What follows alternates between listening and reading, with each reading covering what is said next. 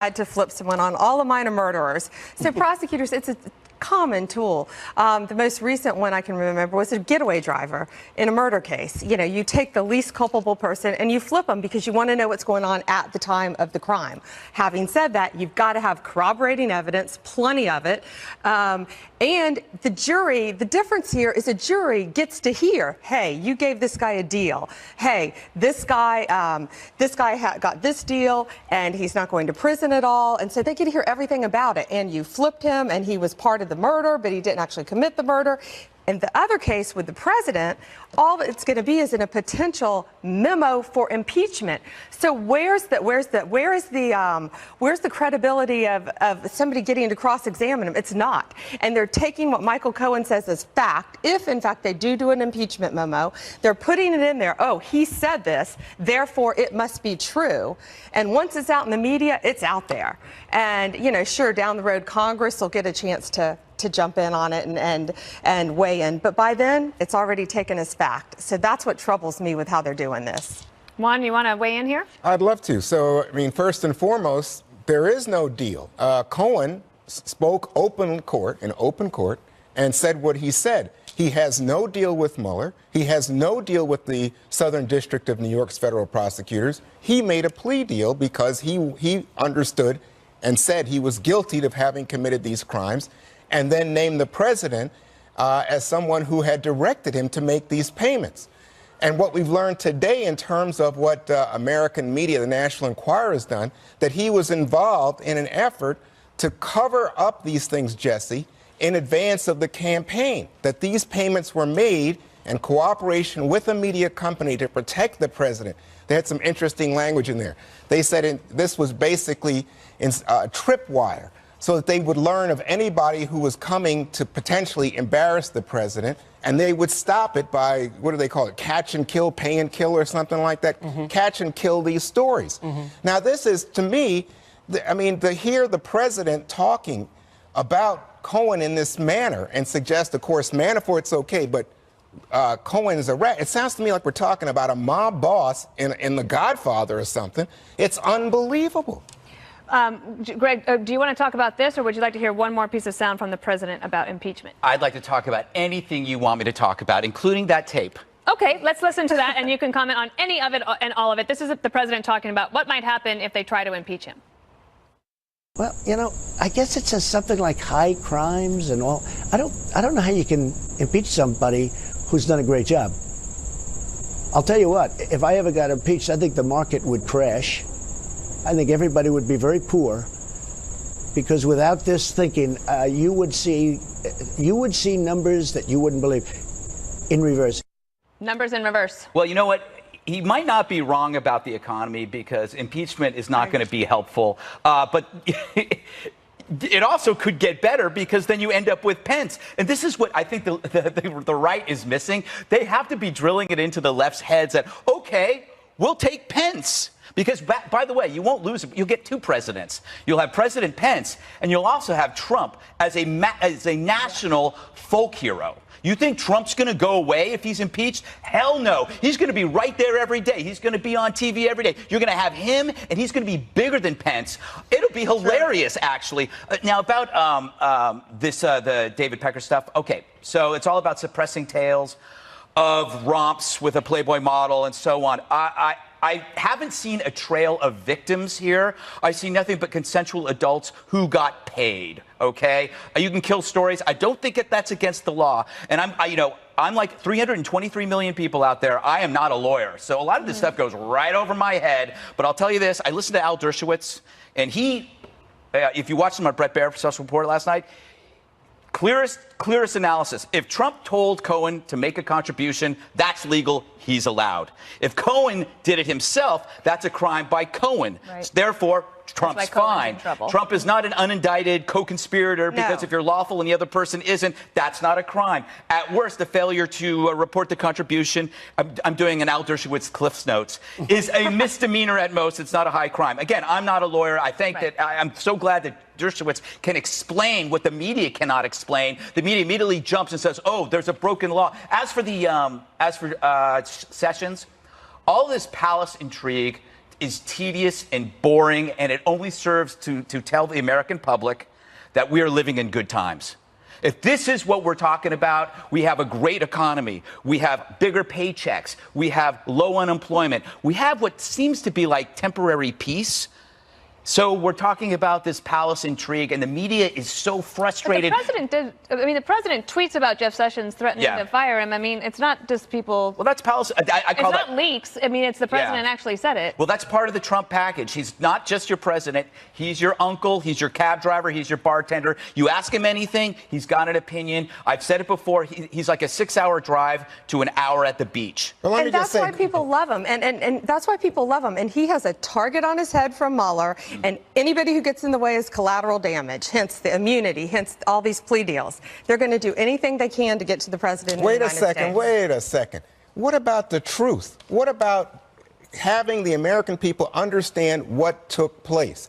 He goes after Sessions today. What kind of man is this? Well, Jesse, his intent is that the Justice Department serve his needs, not serve the American people. Yep. To me, this is corruption. I'm Greg, by the way. That's Mr. Jesse. Holder was not the most independent person at the Justice Oh, Department. here we go. There is a Now very we're on big double Eric standard Holder. here because President Obama accepted $2 million in illegal my campaign God. contributions Get out. It's and not had even to pay similar. a nearly $400,000 fine. It's That was not treated as a felony. Jesse, it's that not was treated as an administrative violation. Jesse, this is a matter of the dossier that was paid for Jesse, by you won't Hillary even let Clinton somebody else and laundered talk through. because you just let me think- finish. And laundered through You a asked law him. firm and laundered through a law firm. Where was Oh, that boy. reported? And how is that not a boy. legal campaign contribution by a corporation? You know the Juan? quote of the There's day? a big double standard, Here's and the- you don't want to admit Let it. me tell you the quote of the day. I have lots of friends involved in this flipping thing. You know who said that? Donald Trump, as if he was a mob boss.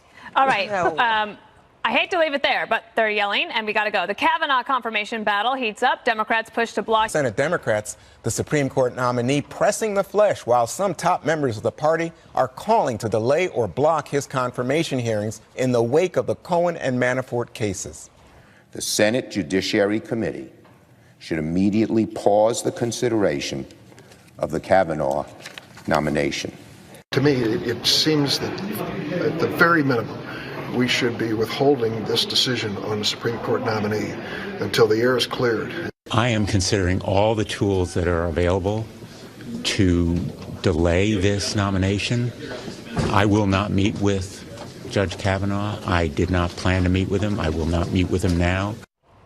So we have a situation here where the Democrats are making the case that a president who is obviously suspected of possibly being involved after the Cohen pleading with some kind of conspiracy should not be allowed to put a man on the court who would then subsequently have to judge about whether a president can be subpoenaed, maybe even indicted. Dana, what do you Well, think? I think if they're trying to make the case, but they're making it poorly because they've already tried this. Initially, when the president had the opportunity to name somebody, even before it was Kavanaugh, they said, well, no president under federal investigation should be allowed to do this. Well, that didn't work.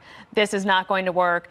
Only the people who have already said they're going to vote against him have canceled meetings with him or who are saying this.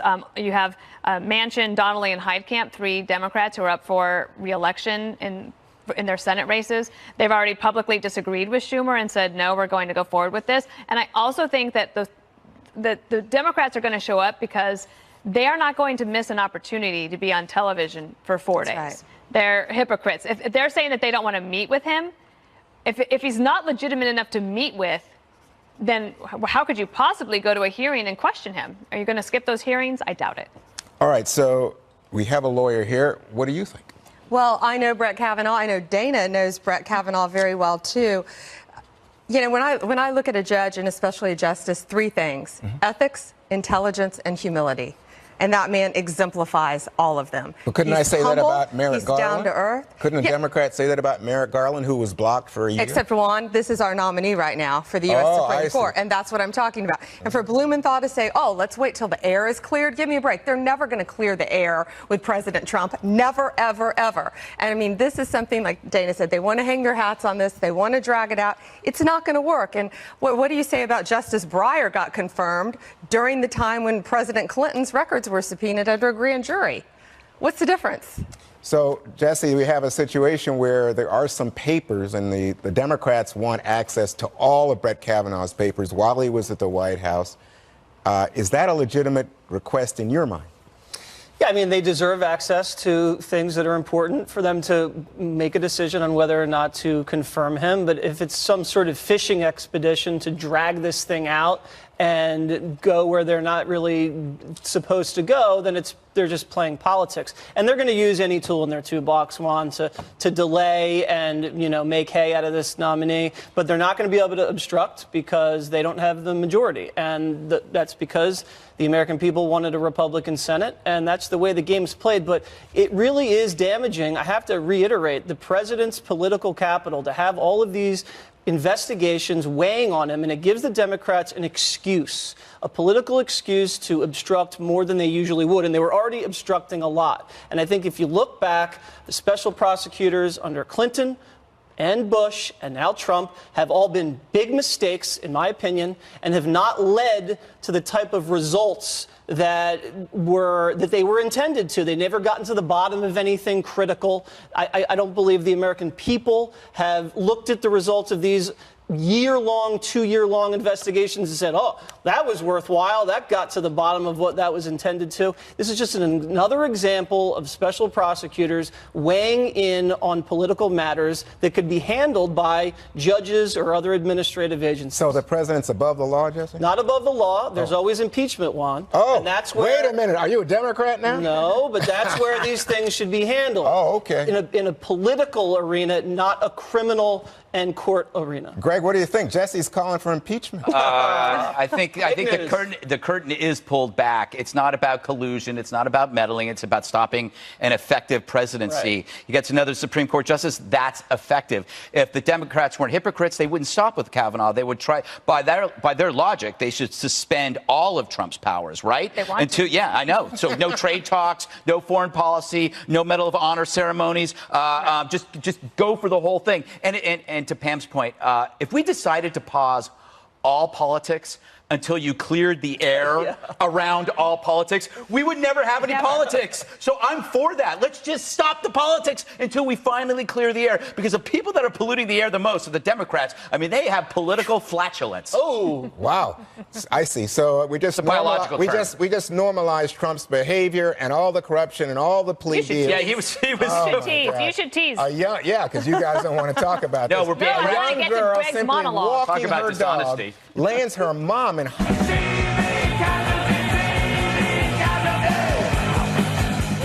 We've become a nation of narcs. When an 8-year-old girl walked her dog in a Chicago suburb recently, someone called the cops.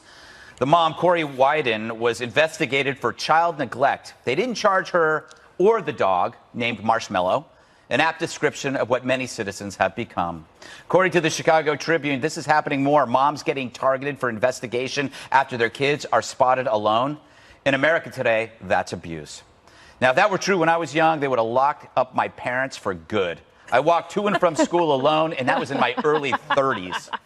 But as a kid, a typical summer day was spent alone, outside, near a creek, investigating old sheds, perusing magazines found in park hedges. I couldn't afford playmates. Adventure was around every corner. It's amazing that I lived through it. I wish I could say the same for my twin brother, Rocco. Those little red berries look safe to eat. Anyway, targeting a mom because her kid walks the dog is obviously an absurd waste of time, but we live in a time where absurd waste of time is the norm. I mean, they gave Michelle Wolf a TV show and Paul Krugman a column. And while we avoid speaking up about real crime, the mayor of Chicago is a one-man social disaster, it's just easier to point a finger at a mom down the street. I mean, we're going after a president for paying a lady to stop yapping about a tryst.